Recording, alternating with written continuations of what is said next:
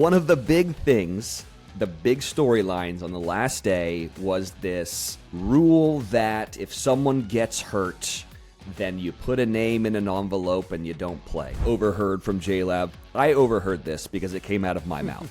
Hovland, he hurt his neck the day before, couldn't go, and then Harris English was the kind of like last man standing, or was holding the man in the envelope. Yes, Yeah. he was the man in the envelope. And I don't think it mattered. Like, people saying, like, this is so dumb and it would have changed anything, I don't think it did. Because if I'm being honest, I would have taken Victor Hovland with a bad neck and a one-on-one over Harris English and how he was playing anyways. Here's my thought. What if we changed the rule to, okay, if that happens, the captains have to play against the other captain, and they have to be the anchor match? Because that would be awesome. If Keegan Bradley got to go against Luke Donald, that would be such a fun thing. And what if it came down to them? I recognize that a lot of times maybe the captains are too old to do this, but not this year. It would have been so fun. That would have been amazing. And you know that Keegan probably had his sticks with him, just waiting for the call up. It's become such a major sports event. There's so much money on it. There's so much gambling and wagering. I think the idea of like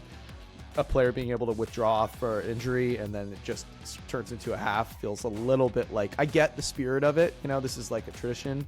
But I think, given that it's become sort of a golf's like biggest event in some respects, I think they gotta adjust that rule. Overheard from JLab. From the lab to the course, JLab Tech is trusted by the pros with gear engineered in the lab, built for every practice, every flight, and every moment you need to be locked in.